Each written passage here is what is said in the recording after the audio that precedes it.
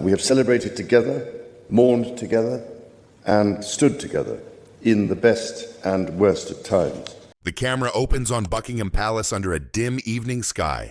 The flag flutters at half-mast, and the world senses something monumental is about to unfold. Suddenly, King Charles appears before the cameras. No crown, no royal robes, just a solemn face hiding years of burden. His voice trembles slightly as he begins.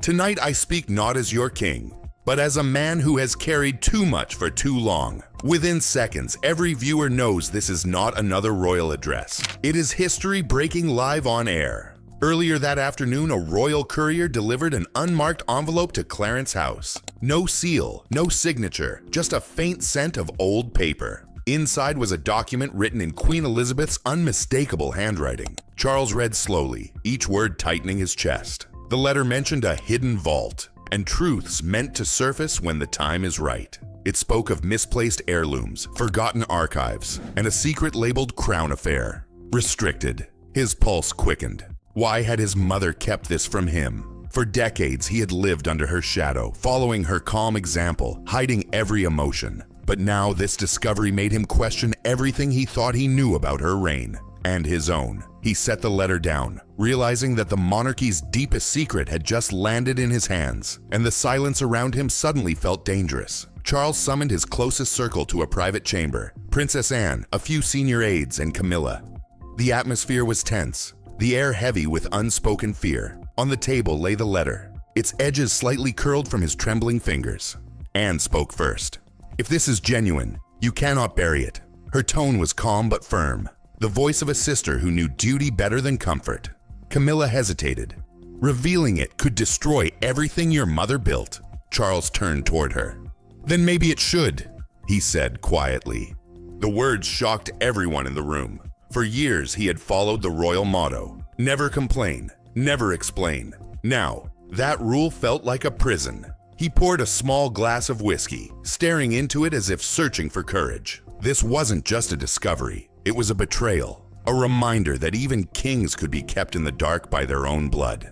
As evening shadows stretched across Buckingham Palace, Charles knew he could no longer hide behind silence. He ordered his communications team to prepare a live broadcast. Cameras, lights, and microphones were arranged inside the blue drawing room, a space once reserved for royal celebrations, now transformed into a stage for truth. While staff adjusted equipment, Charles stood by the window watching the fading daylight. His reflection stared back, pale and uncertain. "Mother ruled with grace," he murmured to himself. "But grace without truth is only disguise." Princess Anne entered quietly. "You don't have to do this tonight," she said softly. "I do," he replied, voice steady. "If I wait, fear will speak louder than I ever could."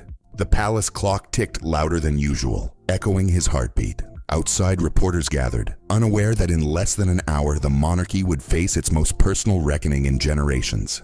At precisely 7:30 p.m., cameras blinked to life across the globe. The blue drawing room glowed under soft chandeliers, yet every light seemed to cast a shadow over the king's face. He stood without medals or crown, just a dark suit, a white handkerchief, and eyes weary from years of duty. He took a breath. "Tonight, I address you not as a monarch, but as a man. The throne asks for strength, but even strength has limits." His voice cracked slightly, then steadied. "For too long, silence has been mistaken for dignity. It has cost us truth, and truth is the foundation of trust." A single tear slipped down his cheek. Cameras captured it, sending shockwaves across television screens. For the first time in modern history, a British king cried before his people. Across the world, news anchors froze mid-sentence. Something sacred was breaking, and it was happening live. As his words echoed through the palace, a chill filled the room. Charles tightened his grip on the podium. "If stepping aside is the path to healing trust, then I will take it. Not out of defeat, but responsibility." The control room gasped. The director motioned to cut the feed, but Charles raised his hand firmly. "Let them hear all of it," he commanded. Outside, crowds pressed against the palace gates. Camera flashes lit up the night sky. Social media exploded within seconds. "King Charles resigns," trending across continents. Reporters struggled to confirm what they had just heard. Charles continued, his voice raw yet resolute. A crown is not meant to hide sorrow. It should reflect truth, no matter how painful viewers around the world stared, unblinking. In that moment, the monarchy felt fragile, human, and astonishingly real.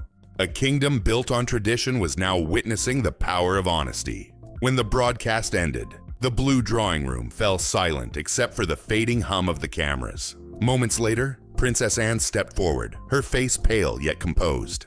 "You realize what you've just done?" she whispered.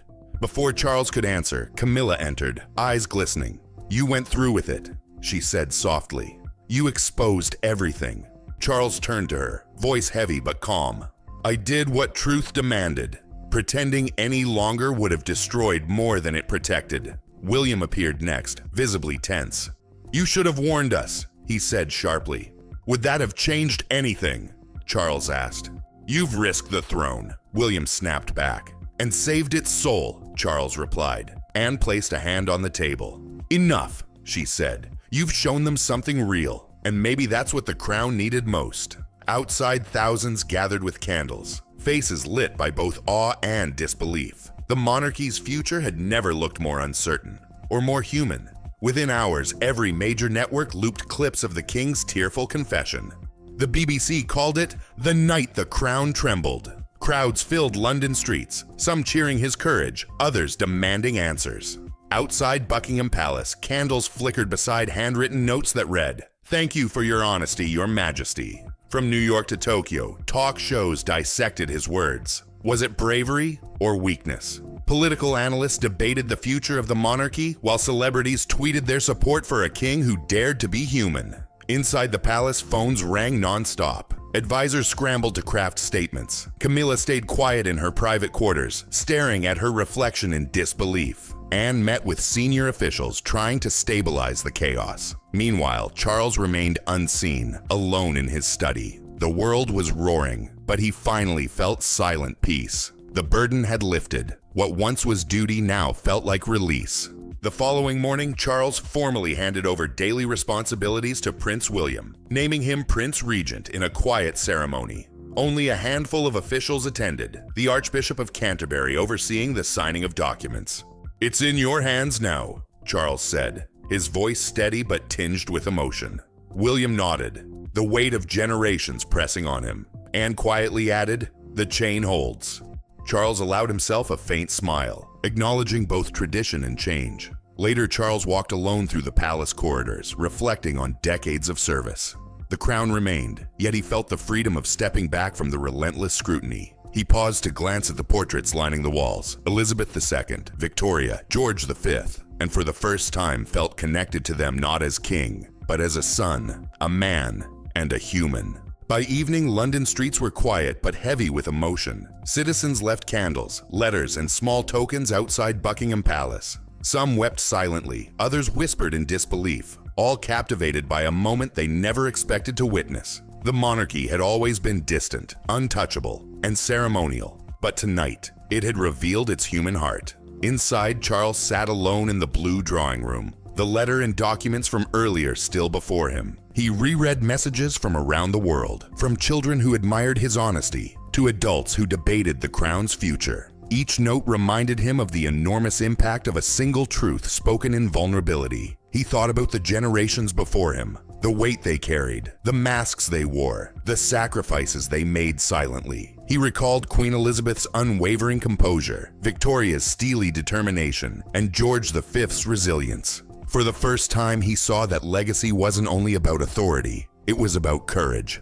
honesty, and connection. The crown had survived wars, scandals, and political turmoil, but never had it bared its soul like this. He allowed himself a deep breath, a subtle smile forming as relief washed over him. He had faced centuries of expectation and revealed the truth behind the crown. Tonight, history had been rewritten, not by rebellion, but by honesty. Outside, the city remained silent yet charged, as if holding its collective breath. People lingered in small groups, sharing their feelings about the king who cried and confessed, the man who had chosen truth over appearances. Across the world, millions discussed the implications, wondering if monarchy had grown stronger or weaker. But everyone agreed on one thing: They had witnessed something extraordinary. The weight on Charles's shoulders began to lift. The crown remained, but now it carried a story of humanity, transparency, and courage. A kingdom had seen its ruler not as a symbol, but as a man. For the first time, the monarchy felt real.